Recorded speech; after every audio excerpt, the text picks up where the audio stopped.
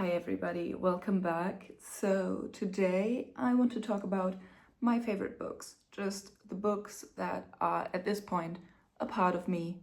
I cannot stop talking about. I will never stop recommending them, and I think about them all the time. And even if I don't think about them all the time, I feel like they changed me as a person. So yeah, just my favorite books, and there are quite a lot of them. I've got like 2 huge stacks of books in front of me because I'm also a very indecisive person and I love a lot of books that I read. So I think we can just get right into it. I've got my coffee right here. Okay, perfect. I do want to start with some honorable mentions. Just some books that I love, that I think about a lot, but those weren't my first picks. Those weren't the first books that I took from my shelf when I thought about my favorite books. So these are, I think it's 4 books, just 4 honorable mentions that had to be somewhere, mentioned somewhere in this video, but they don't make the list quite yet. The first book is Milkman by Anna Burns. This is a book set in Northern Ireland during the Troubles. I think it's set somewhere in the 1970s, and we follow our unnamed female character who she's trying to live her life, right? She's just trying to live her normal life in this very conflict heavy and scary situation, right? And basically what this book is about, or what it does, is it shows the ways that small communities or community and society in general will almost police people's behavior and have them act normally, especially in moments of crisis. So our main female character in here, what she does is when she walks somewhere throughout the town, she reads. She's reading while walking, and this becomes this huge thing in this book. What these people are then telling her is that this will get the attention of the wrong people, and just attention in general is just not something you want in times like these. And it becomes a very big thing, and then she does get the attention of the milkman, who is this very dangerous man, and he becomes obsessed with her in a way and starts to stalk her and everything. And there's rumors circulating around the town and everything, and of course she is blamed for a lot of what is happening to her and everything. It was just incredible. And I loved the way it was written. I can read maybe the first sentence so that you get a feel for the writing style, because I love that first sentence. The day somebody makes somebody put a gun to my breast and called me a cat and threatened to shoot me was the same day the milkman died. Come on. That is a great first sentence. So the next book that we have is, of course, Pachinko by Min-Jin Lee, right? Come on, I read this in Japan and I loved reading this in Japan because this follows a girl from a very small, poor Korean village, and we follow her as she gets pregnant and goes to Japan to sort of try to survive in this world and make a life, build a life for herself and then for her family and everything. This is family, almost intergenerational saga, and it's really truly so incredible. It talks a lot about the colonization of Korea by the Japanese, which is a history that I didn't know anything about before reading this book. So I really appreciated this book for educating me in that sense, but also the way it was written, it was really unflinching and really honest in the struggles of this family. And it talks a lot about gender, about racism, about class, about responsibilities and pressure and everything. And it was really, really incredible. Here it says, spanning nearly 100 years of history, Pachinko is an unforgettable story of love, sacrifice, ambition, and loyalty told through 4 generations of one family. And it was so good. It was really, really great. Okay, the next book simply had to be on this list. It just had to. And that is One Golden Summer by Carly Fortune. Girl, I reread this book twice last year. So in total, in like the span of 3 months, I read this book 3 times. Sorry, okay, sorry. It was just a lot of fun, okay? I am not a contemporary romance reader at all. I love a good romance subplot in a fantasy. I love a good romance in general. I just don't ever read it. And just like, that's not something that I usually go to. But I found this in like a free little library when I was on vacation last year. And I was like, that looks like a good summer book, just a good fun summer read. And it was. It really was. We follow Alice, and her grandmother breaks her hip, I think. Yeah. And so they go to this lake house that they used to go to when Alice was little, or she went there once with her grandma. And she went there, like her grandmother has a lot of history with this lake house. She was there a lot when she was younger and everything. And so Alice goes there with her grandmother to kind of nurse her back to health and everything. And then she meets, of course, Charlie. And Charlie, he's just, I don't know. I find it really difficult to describe him because I feel like I would not like this man when I describe him. But the way he is written, you can't dislike him, I feel like. He knows he's that guy. He just knows, and he acts like it. But also he's very caring, and you have this sort of true, like, emotional relationship that these two form throughout the book that I really appreciated. Like, they felt like friends for a lot of the time in this book, which I love. So I loved it. And the summer vibes of the lake and everything, it was really good. And I feel like a reread is incoming because I can read this in a day, honestly. This just had to be on here because if I reread a book that many times in such a short span of time, I feel like that's just self-explanatory at this point. And the last honorable mention, which I also read last year, is Know My Name by Chanel Miller. This is a memoir of a sexual assault victim and survivor. And it was really one of the most important books I read last year. It showed me a lot of what victims and survivors of sexual assault have to go through in a system of justice that is just against them, that just tries to keep them in the background and to keep the sort of already powerful in power, right? And that book really showed that through this journey that Chanel Miller went through, I think almost 10 years ago now, and how it affects not only you, but everybody around you, and how there's so much shame attached to it and so much, I don't know, trauma, of course, that you have to relive and everything. And it was really, really, really, really incredible, really important, written very well, in my opinion, and just, of course, incredibly difficult to read, right? Super, super, super difficult to read, especially because it was a memoir, right? We are reading the real experiences of this person, but that made it even more impactful for a story like this. Okay, so these were our honorable mentions. I appreciated all of these books for different reasons so much. They didn't make the final cut of my favorite books ever. But the ones that did make that cut are coming right now. The first book that is on this list officially is Babel by R.F. Kuang, because of course it had to be on here. It had to be on here. This book, I don't think about it every day, but I feel like it changed me.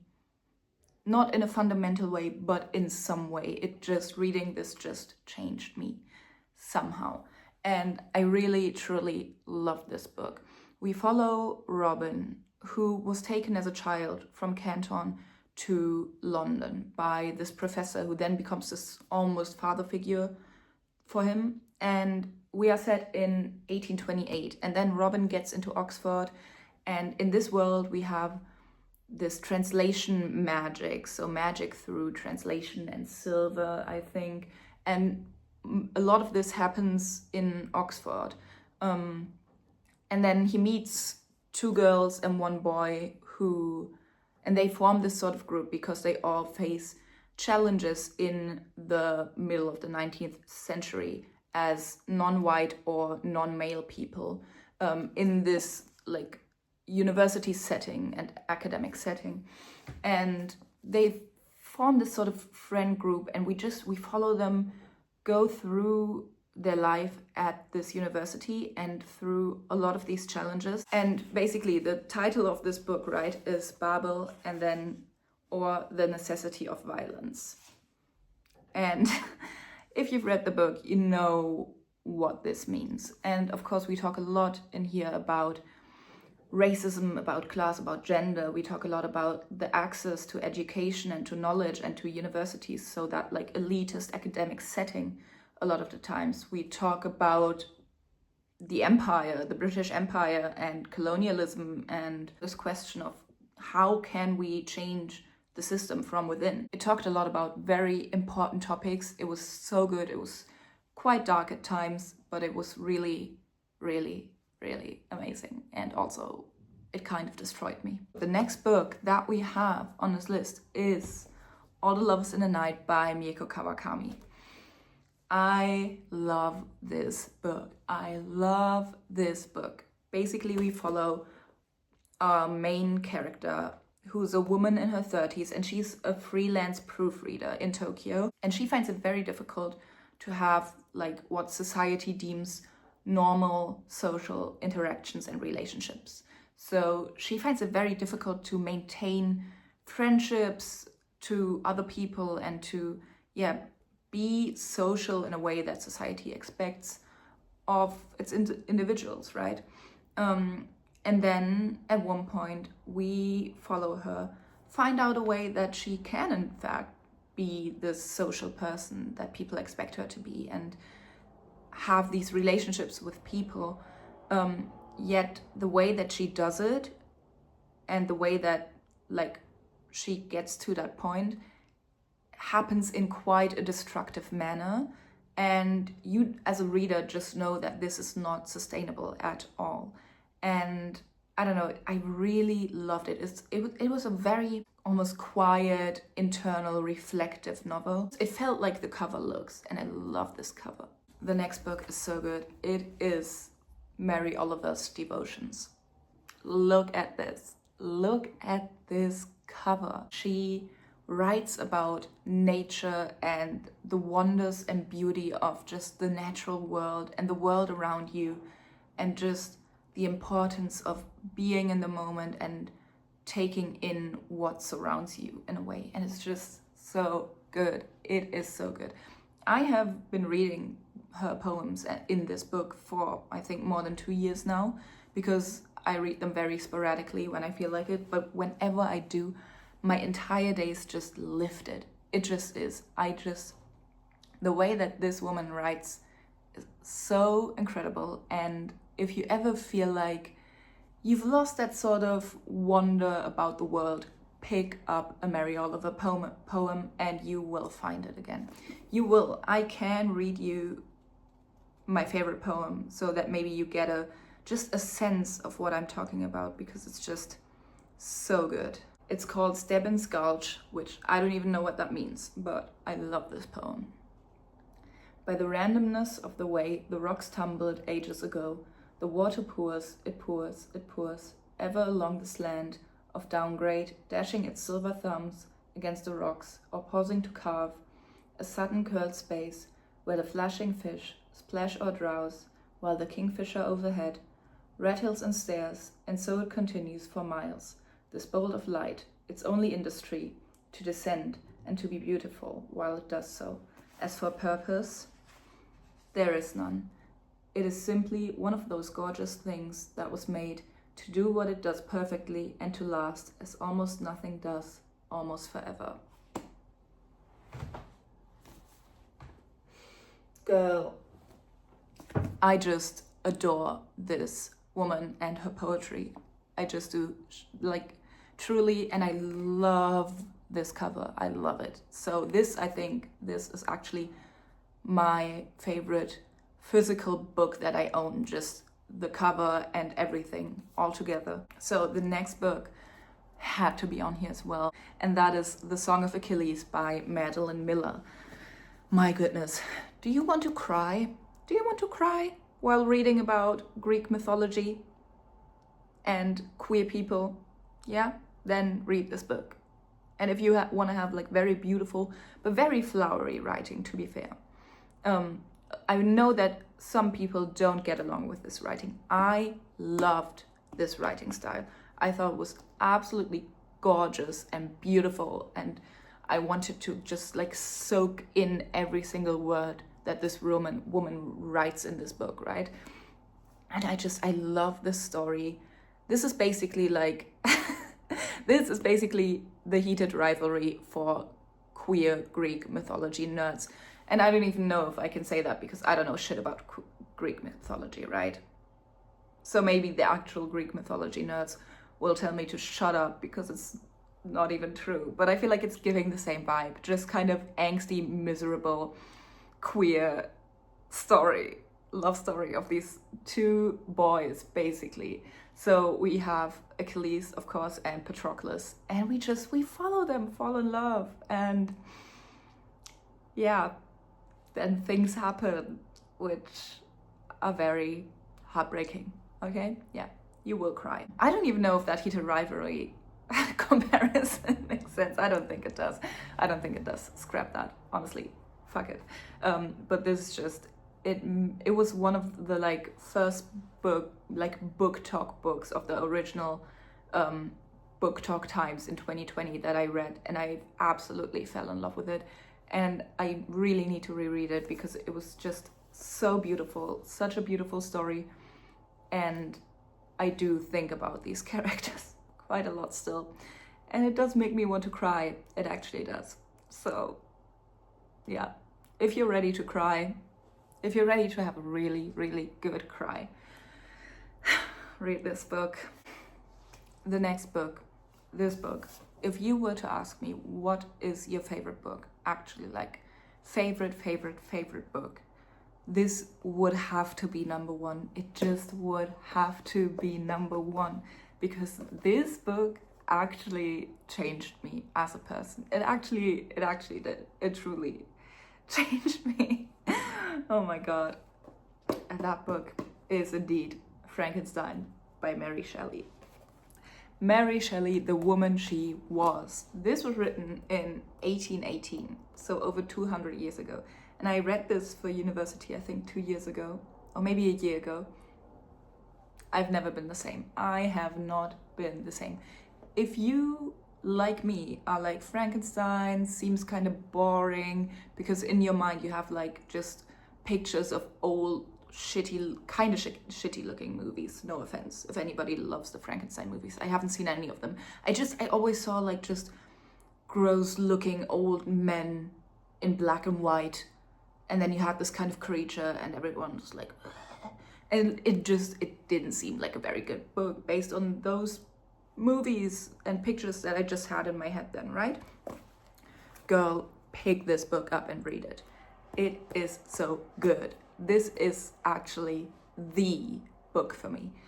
I think everybody knows what Frankenstein is about, but basically we follow Victor.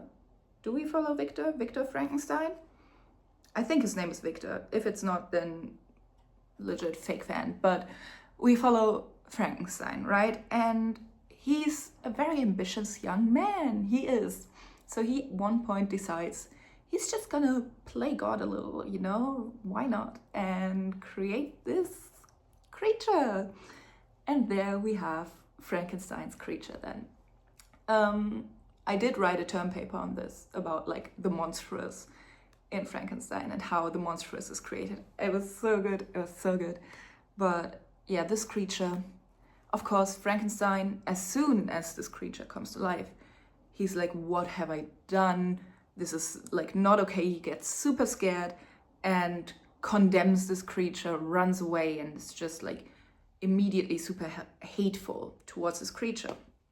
And then we basically just follow these two characters, and we have the creature. And if you read this, you will find out that this creature, he just wants to be accepted. He just wants to be loved.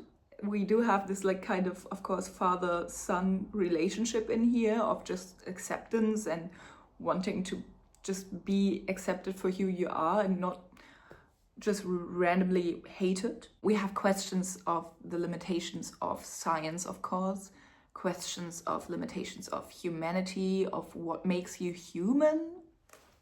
God, we have acceptance and love and hate, and we have loyalty in here. We have, I don't know, just the way that you are perceived, how that will make others think they know you, or make others think they are able to hate you just on the way that you look, right?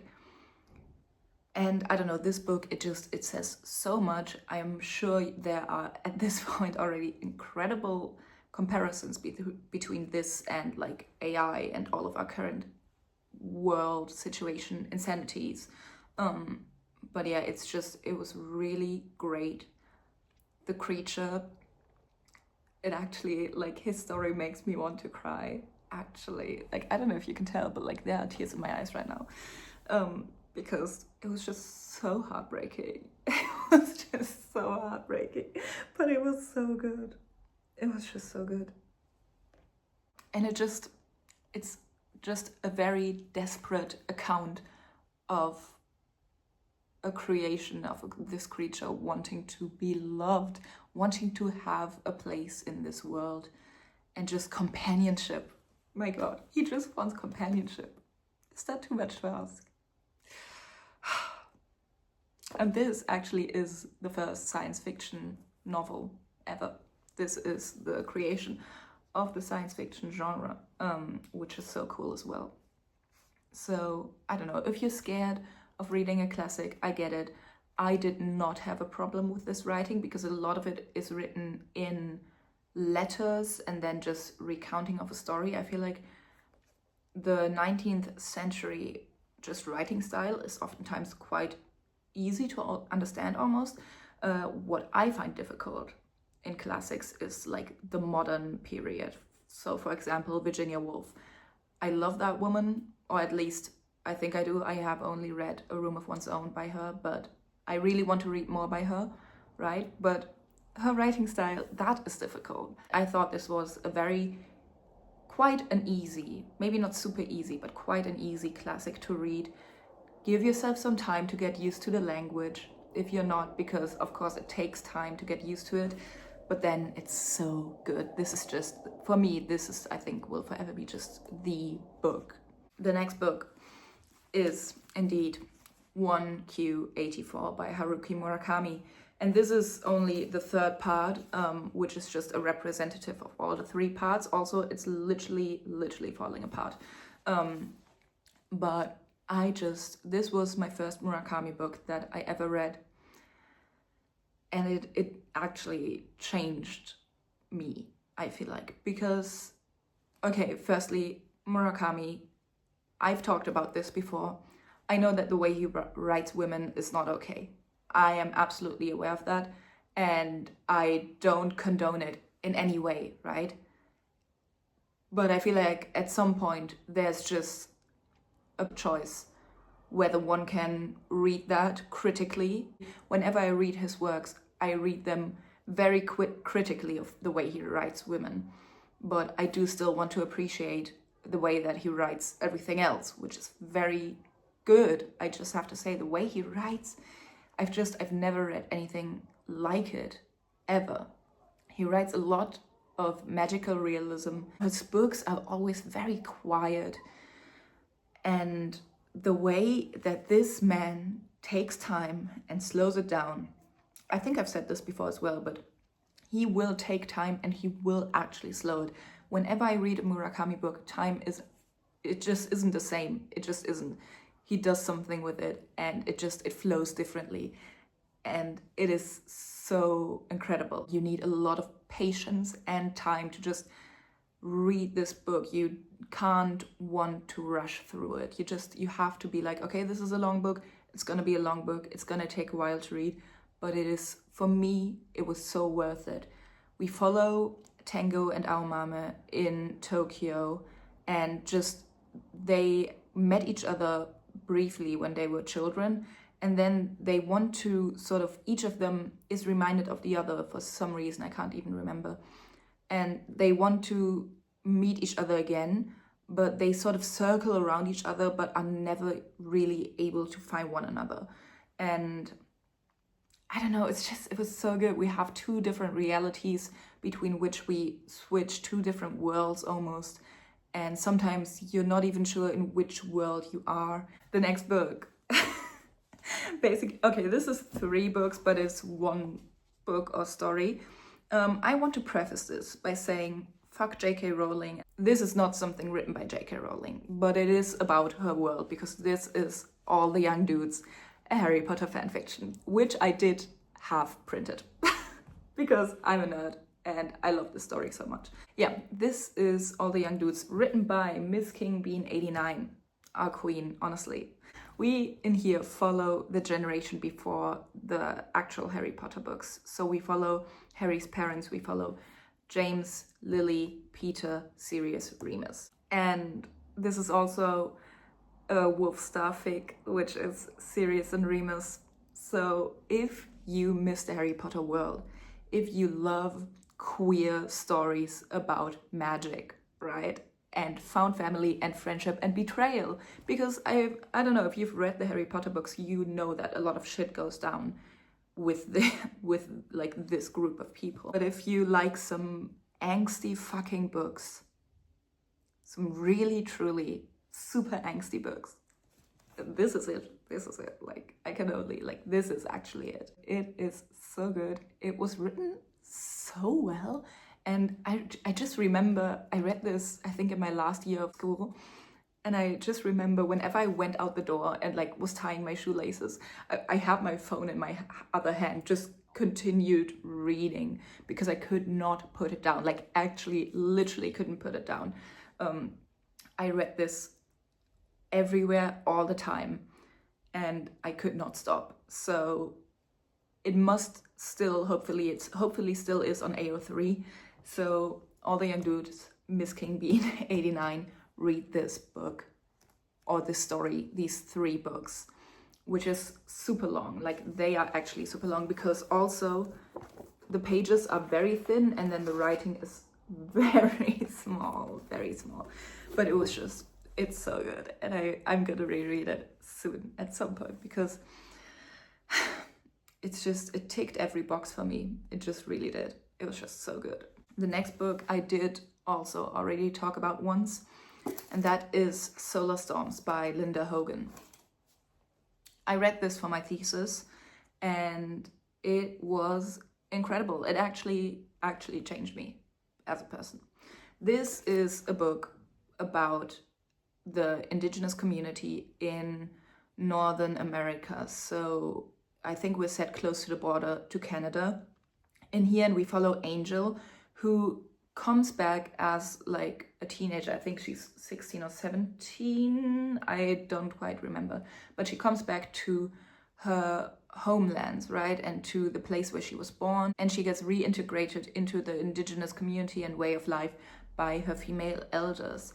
And it was just so good. It was so good. It was super difficult at times to read because we follow them on this journey and we see the state of a lot of different, or maybe just one other indigenous community, where it is just shown how the system and society, like, and oppression throughout these hundreds of years of these people has just left them without any agency, without any just way of life, because their land is, I don't know, just constantly either being taken, used, destroyed, And with climate change and everything, of course, that only gets worse. And yeah, we follow this super marginalized community,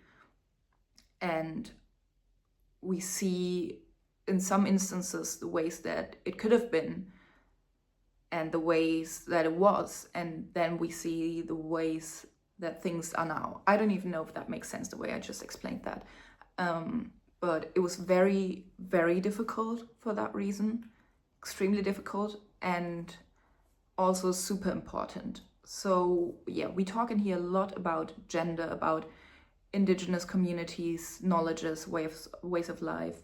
We talk a lot about nature and the connection to nature, the connection to land.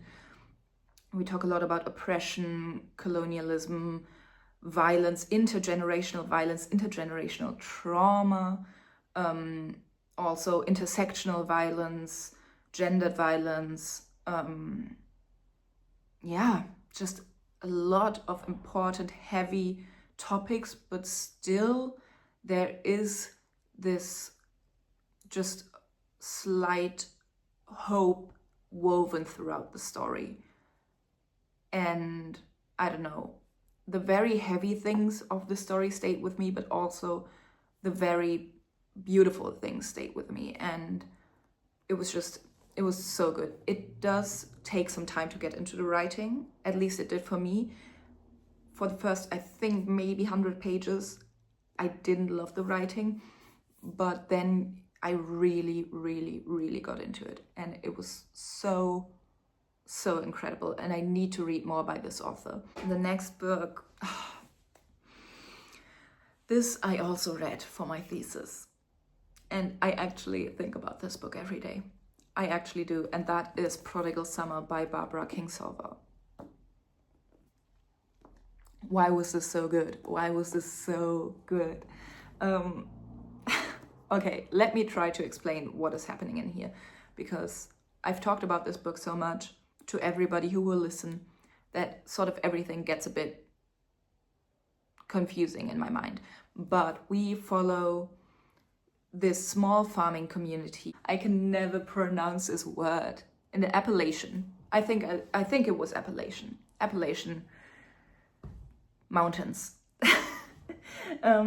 And we follow a few characters from this community, and basically what we talk about is a lot gender, nature, community, connection to the land, connection to nature, the way that we live off the land and with the land, how we can farm sustainably, how we can keep the small farming community alive, how everything is connected, how each individual living being is connected to other things, and also the balance of nature. Yeah, that's a good one.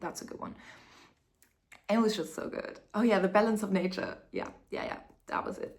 And it's just so good. It is such a lush and alive description of nature.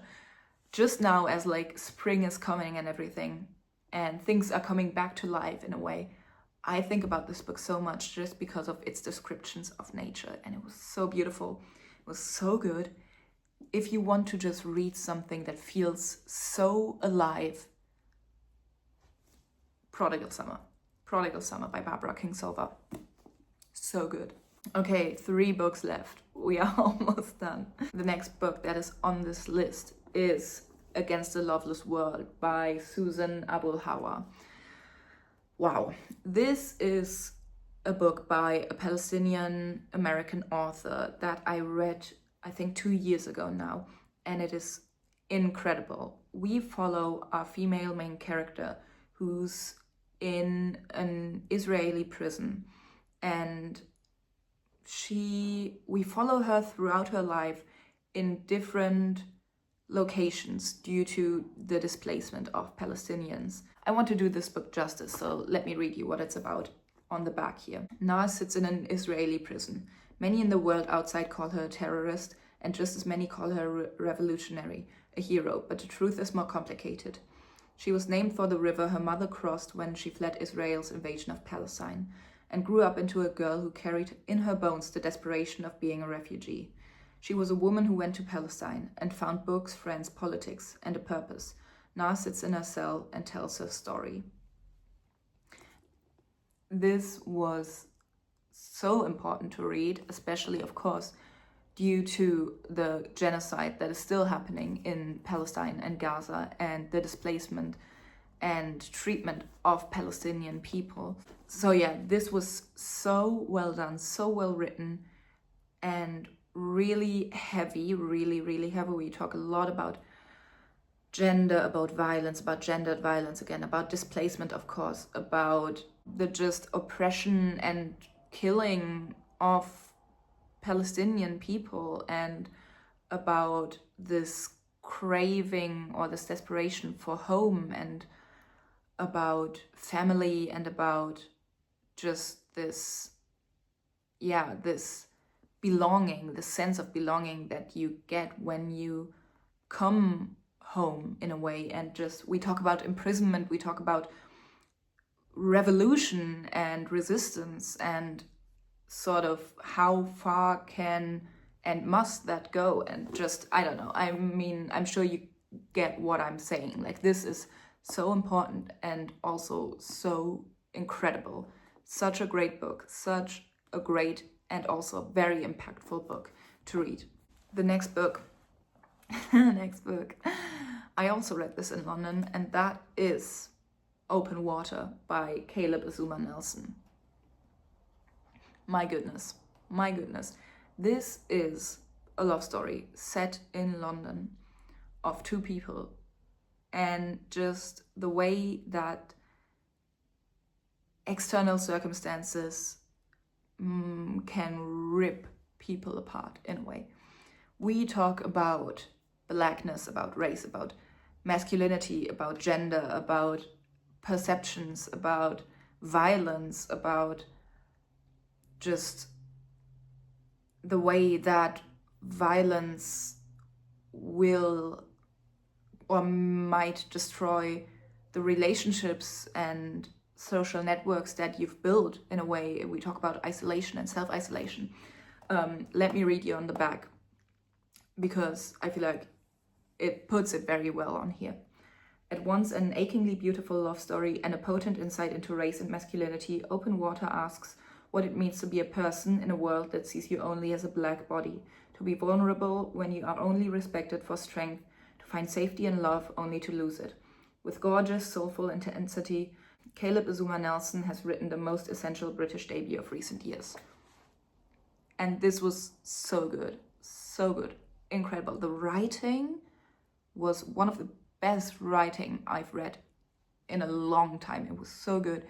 And just, this is one of the books that actually changed me.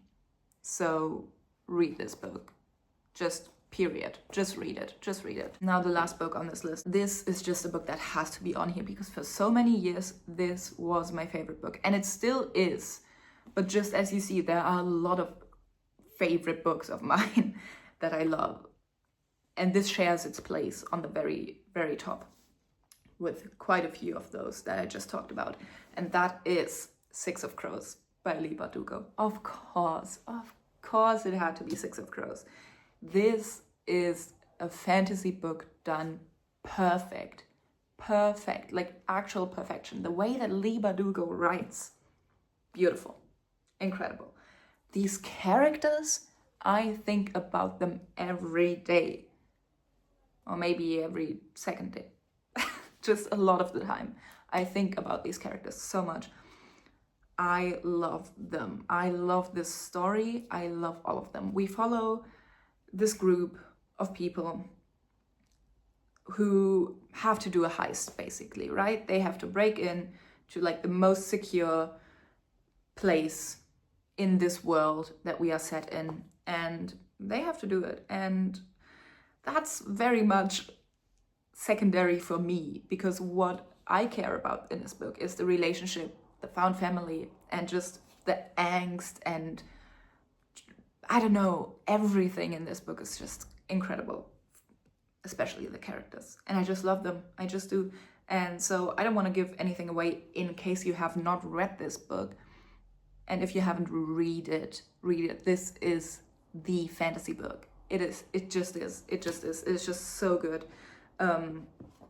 And I can't wait to reread it very, very, very soon because it's so good. So good. So yeah, those were and are my favorite books of all time. And I feel like there are still so many books that didn't make it onto this list that I love so much, think about a lot. So maybe I will find a way to talk about those too at some point. But for now, I feel like this is a very good list. And I love all of these books. And I feel like this was more just a recommendation video for me, because now I feel like I want to reread all the books that I just talked about. But yeah, maybe you got a recommendation out of it as well. If there are any books that you know that are similar to any of the books I just mentioned, let me know, because I'm always looking for great book recommendations. Yes, and I hope you enjoyed, and I will see you next time.